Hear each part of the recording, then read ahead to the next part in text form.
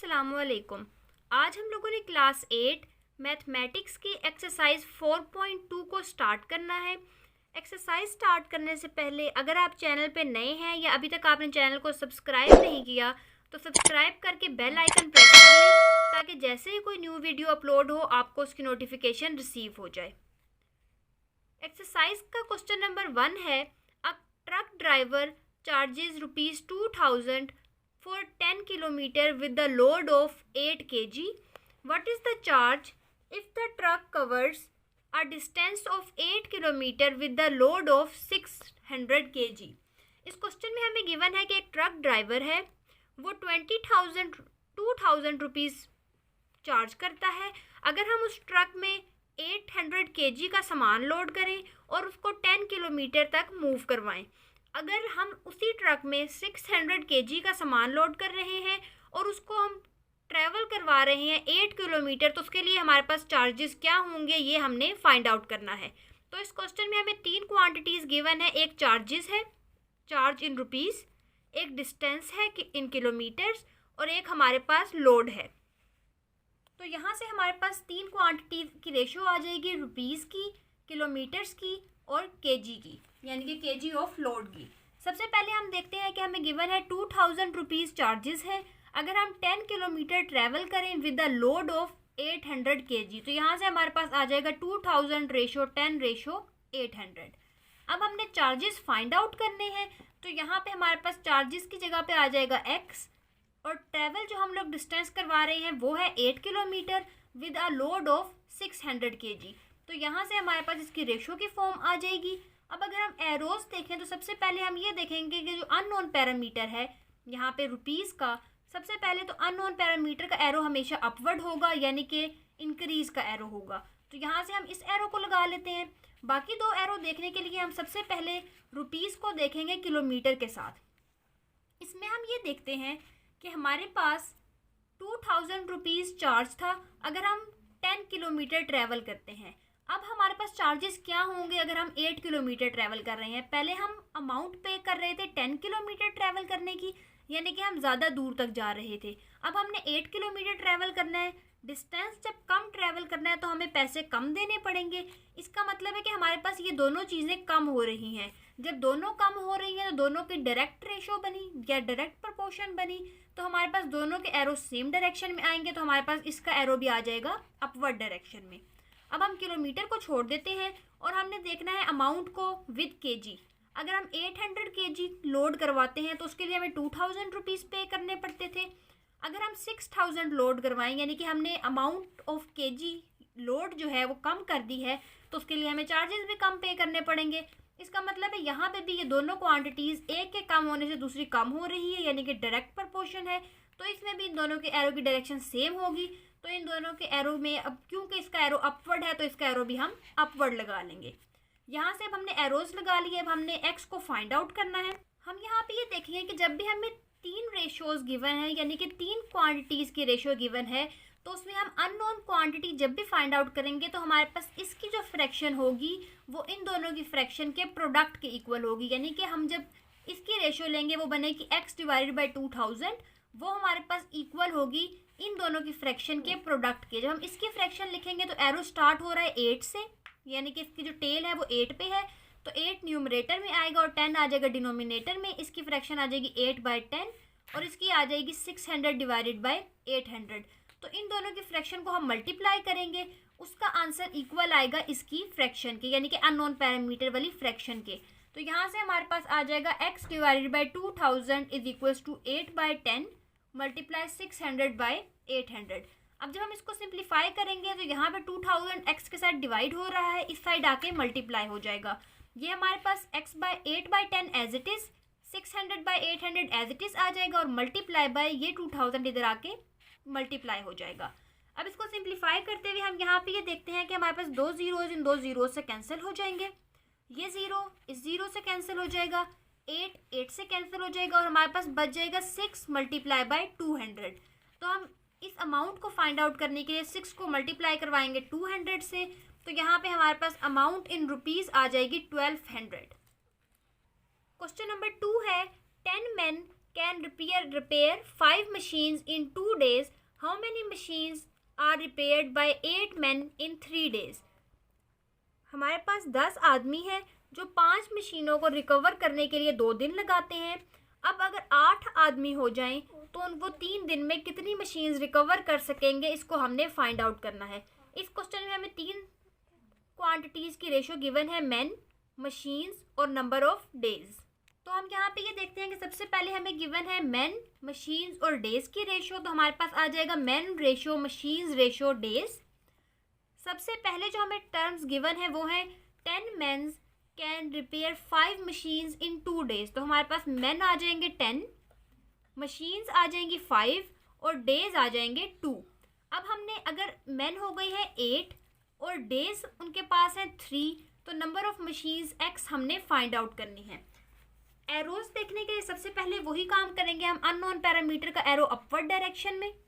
फिर हमने इन दोनों क्वांटिटीज़ को बारी बारी देखना है। सबसे पहले हम मशीन्स को देखते हैं मैन के साथ। हमारे पास 5 मशीन्स 10 आदमी ठीक करते थे। अब कितने मशीन्स ठीक करेंगे? 8 बंदे, यानी कि पहले 10 बंदे 5 मशीन्स को ठीक कर रहे थे। अब अगर 8 बंदे हैं तो वो कितनी मशीन्स को ठीक कर सकते हैं?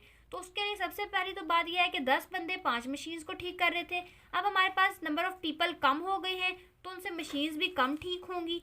तो यहाँ से हमारे पास आ जाएगा कि अगर एक क्वांटिटी कम हो रही है दूसरी भी कम हो रही है, डायरेक्ट प्रपोर्शन है, तो दोनों के एरो की डायरेक्शन सेम होगी, तो हम मैन के एरो की डायरेक्शन भी अपवर्ड ले लेंगे। फिर हम देखते हैं नंबर ऑफ़ डेज़ को। 5 मशीन्स रिपेयर हो रही थी 2 डेज़ में। अब हमारे पास नंबर ऑफ़ डेज़ हैं 3 दिन है तो ज़्यादा मशीन्स रिपेयर होंगी। तो हमारे पास डेज़ के इंक्रीज़ करने से नंबर ऑफ़ मशीन्स की रिपेयरिंग भी इंक्रीज़ हो रही है। तो यहाँ से हमारे पास इन दोनों की भी डायरेक्ट प्रोपोर्शन आ जाएगी और इसका एरो भी अपवर्ड डायरेक्शन में आ जाएगा। अब number of machines find out करने के लिए अननोन पैरामीटर जो है उसकी फ्रैक्शन की जो होगी वो इक्वल होगी दोनों की फ्रैक्शन के प्रोडक्ट के। तो यहाँ से हमारे पास आ जाएगा x divided by 5 is equals to 8/10 multiply by 3/2। Simplification करेंगे तो यहाँ पे 5 डिवाइड हो रहा है, वहाँ आके मल्टीप्लाई हो जाएगा। मल्टीप्लाई करवाने के बाद हम इसकी कटिंग करके जब सिंप्लीफाई करेंगे तो हमारे पास नंबर ऑफ़ मशीन्स का आंसर आ जाएगा 6 मशीन्स। क्वेश्चन नंबर 3 है 12 men can do a work in 8 days, how many men can do 3 times of that work in 16 days। हमारे पास 12 बंदे किसी काम को 8 दिन में कर रहे थे। अब हमने उसी काम का 3 times करना है 16 दिन में, तो उसके लिए हमें कितने बंदे रिक्वायर होंगे ये हमने फाइंड आउट करना है। इस क्वेश्चन में हमें गिवन है रेशो मैन, वर्क और डेज की। हम यहाँ पे ये देखते हैं कि हमें गिवन है 12 मैन किसी काम को 8 days में कर रहे थे, तो हमारे पास मैन आ जाएंगे 12।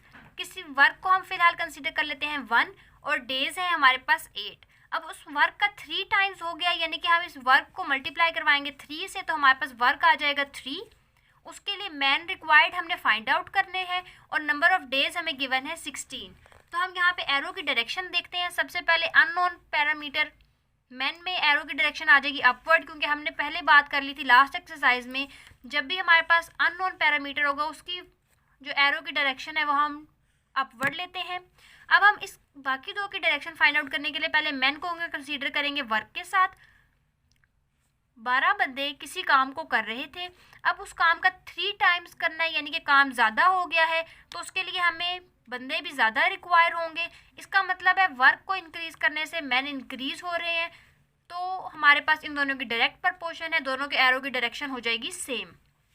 फिर हम लोगों ने देखना है मैन और नंबर ऑफ़ डेज़ को। हमने यहाँ पे ये देखना है कि जब भी हम किसी लिविंग थिंग को, जैसे यहाँ पे हमारे पास लिविंग थिंग है मैन, उसको हम टाइम से कंपेयर करते हैं तो दोनों की हमारे पास इन्वर्स रिलेशन आता है। क्योंकि यहाँ पे मैन का एरो अपवर्ड था तो इन्वर्स रिलेशन की वजह से हम यहाँ पे डेज़ का एरो ले लेंगे डाउनवर्ड। अब क्योंकि हमने मैन फाइंड आउट करने हैं तो अननोन पैरामीटर के जो फ्रैक्शन आएगी या इन दोनों की जो रेशियो आएगी वो इनकी रेशियो के प्रोडक्ट के इक्वल होगी। तो यहाँ से हमारे पास आ जाएगा x divided by 12 is equals to 3 divided by 1 multiply 8 divided by 16। ये फ्रैक्शंस लिखते हुए हमने इस बात का हमेशा ख्याल करना है कि हमारे पास वो नंबर न्यूमरेटर में आएगा जहाँ से हमारे पास एरो स्टार्ट हो रहा है, यानी कि एरो की टेल वाला जो नंबर है वो ऊपर आएगा और जो हेड वाला नंबर है या क्वांटिटी है वो हमारे पास नीचे आएगी। अब हम यहाँ पे इसको फाइंड आउट करने के लिए ये देखते हैं कि x के साथ 12 डिवाइड हो रहा है, इक्वल के साइड आगे मल्टीप्लाई होगा, तो ये हमारे पास बन जाएगा 3 divided by 1 multiply 8 divided by 16 multiply by 12। Cutting करके इसको सिंप्लीफाई करेंगे तो हमारे पास मेन आ जाएंगे 18।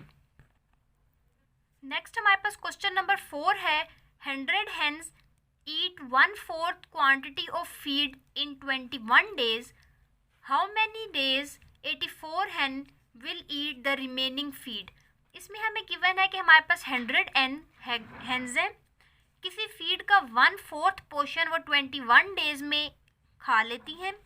हमने number of days find out करने हैं जिसमें 84 हैंस बाकी की बची हुई फीड को खाएंगे। इसमें हम देखते हैं कि हमें रिलेशन गिवन है हैंस, फीड और डेज का। फीड या फूड ले लें एक ही बात है। उसमें हम यहाँ पे ये देखते हैं कि हमारे पास हैंस सबसे पहले गिवन थे कि 100 हैंस किसी फूड का 1/4 पोर्शन खाते हैं 21 डेज में, तो हैंस आ जाएंगी 100, फूड आ जाएगा 1/4 और नंबर ऑफ डेज आ जाएंगे 21। अब हमारे पास नेक्स्ट रिलेशन में गिवन है कि हैंस हमारे पास हो गई हैं 84 और रिमेनिंग फूड उन्होंने खानी है। अब हम यहाँ पे ये देखते हैं रिमेनिंग फूड फाइंड आउट करने के लिए हम यहाँ पे ये भी देख सकते हैं कि हमारे पास एक फूड का 4th पोर्शन पहले कंज्यूम हो गया है, यानी कि उस फूड को हमने 4 पोर्शन में डिवाइड किया और एक पोर्शन कंज्यूम कर लिया, तो बाकी पीछे हमारे पास रह जाएंगे 3 पोर्शंस, यानी कि हमारे पास फूड बच जाएगी 3/4। या फिर हम 1 माइनस फूड कंज्यूम्ड 1/4 को कैलकुलेट करें, यानी 1 माइनस 1/4, तो हमारे पास उससे भी आंसर आ जाएगा 3/4। और नंबर ऑफ डेज हमने फाइंड आउट करने हैं। अननोन पैरामीटर के एरो को हम लगा लेंगे अपवर्ड। अब जब हम नंबर ऑफ डेज को कंपेयर करेंगे फूड के साथ, 21 डेज में 1/4 ऑफ फूड लग रही थी, यानी कि फूड का 4th पोर्शन 21 दिन में ख़त्म हो रहा था। अब उसका हमने 3/4 पोर्शन फाइंड आउट करना है, तो उसके लिए हमारे पास जो डेज होंगे, फूड क्योंकि ज़्यादा हो गई है तो उसके लिए डेज भी ज़्यादा रिक्वायर होंगे, तो दोनों की रेशो हमारे पास डायरेक्ट बनेगी। एक का एरो क्योंकि अपवर्ड है तो दूसरे का एरो भी हम ले लेंगे अपवर्ड डायरेक्शन में। अब हम डेज को कंसीडर करेंगे हेन के साथ। लास्ट क्वेश्चन में हमने बात की थी कि हमारे पास जब भी किसी लिविंग थिंग का रिलेशन टाइम के साथ आता है तो वो हमेशा इन्वर्स रिलेशन होता है। तो इसका मतलब है कि हमारे पास अगर एक का एरो अपवर्ड होगा दूसरे का डाउनवर्ड, क्योंकि यहाँ पे डेज का एरो अपवर्ड गिवन था तो हम हेन का एरो ऑपोजिट डायरेक्शन में ले लेंगे, यानी कि डाउनवर्ड। अब number of days find out करने के लिए अननोन पैरामीटर की जो क्वांटिटीज़ हैं इनकी रेशो या इनके जो फ्रैक्शन आएगी दोनों को डिवाइड करके वो इनकी फ्रैक्शन की प्रोडक्ट की इक्वल होगी। तो हम यहाँ पे ये देखते हैं कि हमारे पास आ जाएगा x divided by 21 is equals to 3/4 divided by 1/4। यहाँ से हम लिख लेंगे 3/4 डिवाइडेड बाई 1/4 और उसको हम प्रोडक्ट करेंगे इसकी फ्रैक्शन के साथ, यानी कि 100 डिवाइडेड बाई 84। तो यहाँ से हमारे पास ये एक्सप्रेशन आ जाएगी। 21 क्योंकि यहाँ डिवाइड हो रहा है, यहाँ पे ले जाके हम इसको मल्टीप्लाई करवा देंगे। और सेकंड थिंग, यहाँ पे हमारे पास डिवीजन का साइन है, जब इसको हम मल्टीप्लिकेशन में कन्वर्ट करेंगे तो हमारे पास ये क्वांटिटी उलट हो जाएगी, यानी न्यूमरेटर डिनोमिनेटर में और डिनोमिनेटर न्यूमरेटर में आ जाएगा। इनकी हम कटिंग करके जब सिंप्लीफाई करेंगे तो यहाँ से हमारे पास नंबर ऑफ डेज x का आंसर आ जाएगा 75 डेज। क्वेश्चन नंबर 5 है in a factory 49 workers make 1050 articles in 10 hours. One day 4 workers were absent. In how many hours can the remaining workers make 1350 articles? इस question में हमें given है कि हमारे पास कोई फैक्ट्री है जिसमें 10 आवर्स में 1050 आर्टिकल्स बनाते हैं 49 वर्कर्स। अगर 4 वर्कर्स एब्सेंट हैं तो 1350 आर्टिकल्स कितने घंटों में बनाएंगे बाकी के रिमेनिंग वर्कर्स, ये हमने फाइंड आउट करना है। तो इस क्वेश्चन में हमारे पास सबसे पहले रिलेशन गिवन है वर्कर्स, नंबर ऑफ आर्टिकल्स और आवर्स का। फर्स्ट गिवन था 49 वर्कर्स 10 आवर्स में 1050 आर्टिकल्स प्रोड्यूस करते हैं, तो यहाँ पे हमारे पास वर्कर्स आ जाएंगे 49, आर्टिकल्स आ जाएंगे 1050 और आवर्स आ जाएंगे 10। नेक्स्ट हमें गिवन है कि किसी दिन 4 वर्कर्स एब्सेंट हैं, तो 49 में से जब हम 4 को माइनस करेंगे तो प्रेजेंट वर्कर्स हमारे पास होंगे 45। आर्टिकल्स उन्होंने बनाने हैं 1350, उनको कितना टाइम रिक्वायर है ये हमने फाइंड आउट करना है x। तो हम यहाँ पे ये देखते हैं कि सबसे पहले अननोन पैरामीटर का एरो हम अपवर्ड ले लेंगे। बाकी दोनों के एरो की डायरेक्शन फाइंड आउट करने के लिए हम इसको बाकी दोनों के साथ बारी बारी कंसीडर करेंगे। आवर्स को जब हम वर्कर के साथ देखेंगे, वर्कर्स लिविंग थिंग है, किसी भी लिविंग थिंग का टाइम के साथ रिलेशन आएगा तो इन्वर्स रिलेशन होगा। क्योंकि इसका एरो अपवर्ड है तो इसका एरो हम ले लेंगे डाउनवर्ड। आर्टिकल्स को जब आवर्स के साथ देखेंगे, 10 आवर्स में 1050 आर्टिकल्स पब्लिश हो रहे थे। अब हम लोगों ने अगर 1350 आर्टिकल्स देखने हैं, यानी कि आर्टिकल्स बढ़ गए हैं, तो उनको बनाने के लिए आवर्स भी ज़्यादा रिक्वायर होंगे। तो इसका मतलब है कि एक क्वांटिटी के बढ़ने से दूसरी भी बढ़ रही है, दोनों की डायरेक्ट प्रपोर्शन है, तो दोनों के एरो की डायरेक्शन हो जाएगी सेम। अब हम इसको फ्रैक्शन फॉर्म में लिखने के लिए देखते हैं कि हमारे पास अननोन पैरामीटर की जो फ्रैक्शन है वो इन दोनों की फ्रैक्शन के प्रोडक्ट के इक्वल होगी, यानी कि हमारे पास x डिवाइडेड बाय 10 इक्वल होगा 1350 डिवाइडेड बाय 1050, और इसकी को हम मल्टीप्लाई करेंगे इस फ्रैक्शन से, यानी 49 डिवाइडेड बाय 45। जब भी हम फ्रैक्शन की फॉर्म में लिखेंगे तो हमने जहाँ से एरो स्टार्ट हो रहा है उस क्वांटिटी को न्यूमरेटर में, और जहाँ एरो एंड हो रहा है उस क्वांटिटी को डिनोमिनेटर में लिखना है। सिंप्लीफिकेशन करने के लिए यहाँ पे हम देखते हैं कि x के साथ 10 डिवाइड हो रहा है, इसको इक्वल किस तरफ लेके आएंगे तो ये मल्टीप्लाई हो जाएगा। इस क्वांटिटी को जब हम सॉल्व करेंगे 0 0 से कैंसिल हो जाएगा। बाकी हम जब कटिंग करके x की वैल्यू फाइंड आउट करेंगे तो यहाँ पे हमारे पास टाइम आ जाएगा 14 आवर्स। क्वेश्चन नंबर 6 है, for 28 scouts 168 kg food is sufficient for 6 days, how many days 144 kg food is sufficient if 8 more scouts join them. इस क्वेश्चन में हमें गिवन है कि हमारे पास अगर 28 स्काउट्स हों और 168 kg फूड हो तो वो हमारे पास 6 डेज के लिए उनके लिए इनफ होती है। अब अगर हमारे पास इस स्काउट में 8 स्काउट और ऐड हो गए हैं, यानी कि अब नंबर ऑफ स्काउट्स हैं 28 + 8, और हमारे पास फूड है 144 kg, तो ये कितने डेज के लिए सफिशिएंट होगी, हमने ये फाइंड आउट करना है। इस क्वेश्चन में हम देखते हैं हमें रिलेशन गिवन है number of scouts, food in kg और नंबर ऑफ डेज का। सबसे पहले गिवन है 28 स्काउट्स 168 kg फूड लेते हैं 6 डेज में। अब हमारे पास उस स्काउट्स में 8 स्काउट्स मज़ीद ऐड हो गए हैं। पहले 28 स्काउट्स थे, उसमें हम 8 मज़ीद स्काउट्स ऐड करेंगे तो हमारे पास स्काउट्स बन जाएंगे 36, और फूड है 144 kg। नंबर ऑफ डेज हमने फाइंड आउट करने हैं।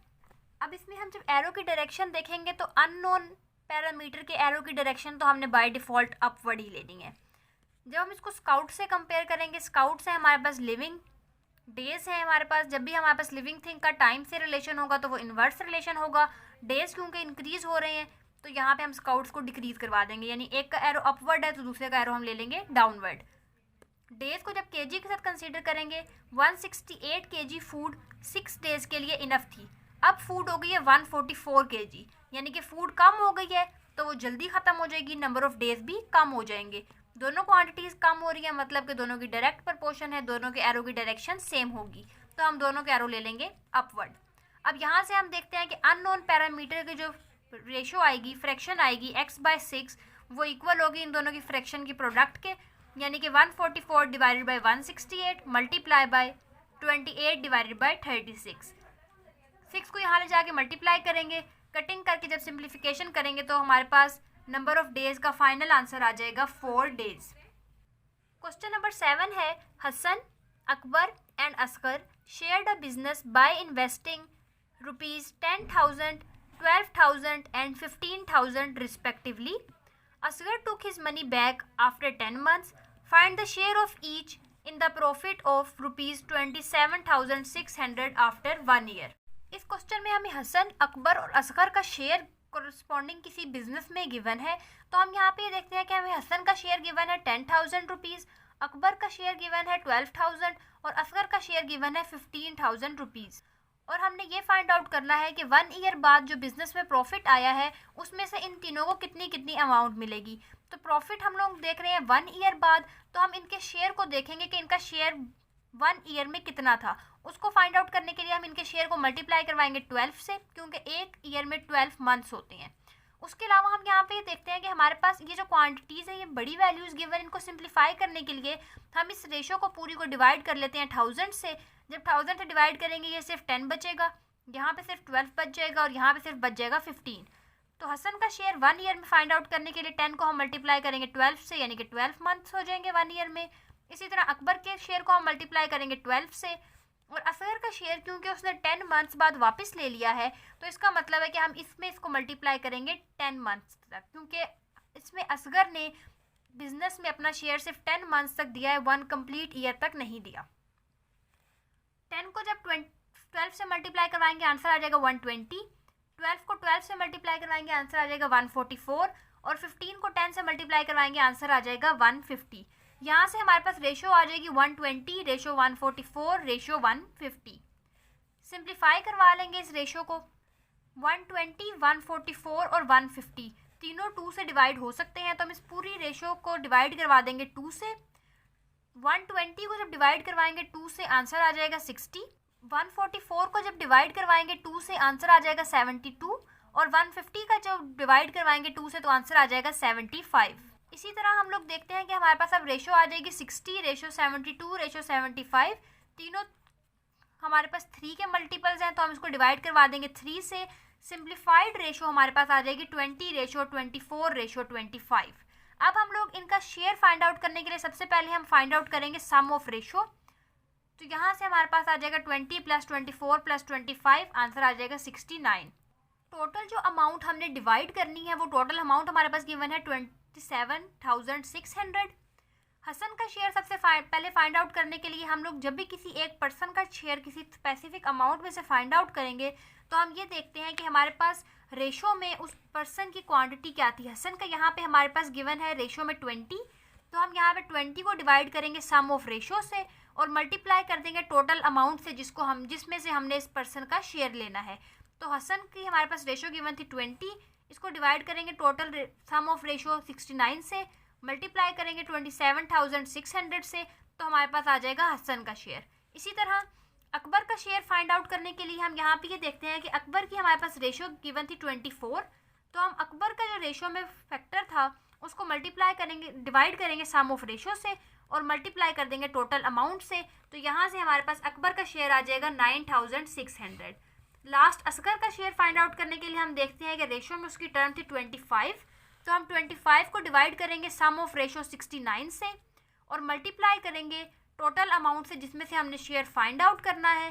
कटिंग करके जब सिंप्लीफाई करेंगे तो हमारे पास असगर का शेयर आ जाएगा 10,000 रुपीज़।